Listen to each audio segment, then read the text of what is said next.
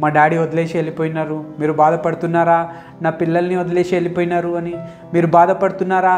నా భార్య వదిలేసి వెళ్ళిపోయిందని మీరు బాధపడుతున్నారా? నా భర్త నన్ను వదిలేసి వెళ్ళిపోయినారు అని, ఇక తిరిగి రారు అని.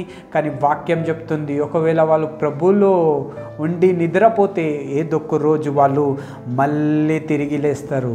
ఒకవేళ మీరు కూడా దేవుని నమ్ముకొని ఒకవేళ ప్రభులో నిద్రపోతే మీరు కూడా మళ్ళీ తిరిగి లేస్తారు.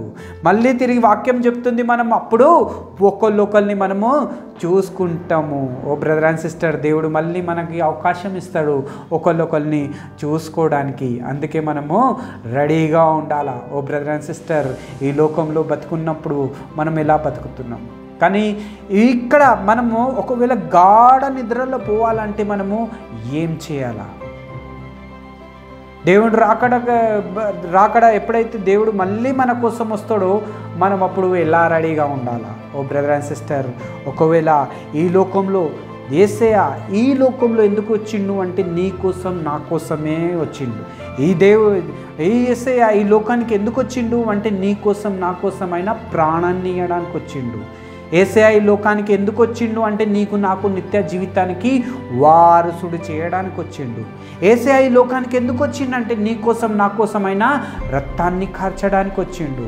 యేసయ్య ఈ లోకంలో నీ కోసం నా కోసం ఆయన ప్రాణాన్ని ఇచ్చిండు. 3వ దినం తిరిగి సమాధిని జయించి లేచిండు. అంటే ఎందుకు అంటే నీ కోసం నా కోసమే అని. ఎందుకంటే ఎప్పుడైతే మనం ఈ లోకంలో ఉంటాం, ఒకవేళ యేసయ్యని నమ్ముకుంటే ఆయన రక్తంతో కడగబడితే మన పాపాలు క్షమించబడతాయి. పాపాలు ఎట్లా క్షమించబడతాయి అంటే అది యేసయ్య రక్తం ద్వారానే క్షమించబడతాయి. ఒకవేళ నేను పాపిని, నన్ను క్షమించు ప్రభా, నీ రక్తంతో నన్ను కడుగు అని చెప్తే యేసయ్య మన పాపాలని క్షమిస్తాడు, కడుగుతాడు, శుద్ధిని చేస్తాడు.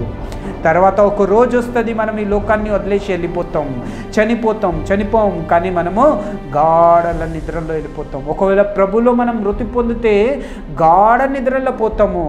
అప్పుడు మనము యేసయ్య మళ్ళీ రెండో రాకట మళ్ళీ తిరిగి వచ్చినప్పుడు అప్పుడు ప్రధాన దూతలతో ఆయన మన కోసం తిరిగి వస్తాడు. దేవుని బుర్రతో తిరిగి మన కోసం వస్తాడు. ఒక పెద్ద శబ్దం అవుతుంది.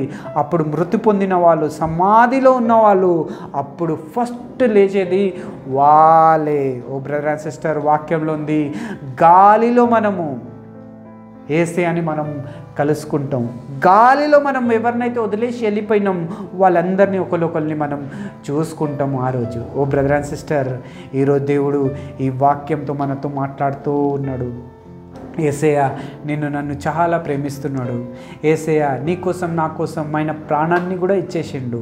యేసయ్య నీ కోసం నా కోసం ఆయన రెండోసారి కూడా రానే ఉన్నాడు. అందుకే మనం ఏం చేయాలా? ఒకవేళ గాఢ నిద్ర నుంచి లేవాలని అనుకుంటే అప్పుడు మనం ఏం చేయాలంటే యేసయ్య దగ్గరికి రావాలా. ఒకవేళ గాఢ నిద్ర నుంచి లేవాలని నీకు ఒకవేళ ఆశపడుతుంటే దానికి కూడా ఒక మార్గము ఉంది. ఎందుకంటే మార్గము, సత్యము, జీవము అన్నీ నేనే అయి ఉన్నాను అని దేవుని వాక్యంలో రాయబడి ఉంది. ఈరోజు బాధపడుతున్నావు ఏమో, నేను ఎవరినైతే ప్రేమించినాను వాళ్ళు నన్ను వదిలేసి వెళ్ళిపోయినారు అని.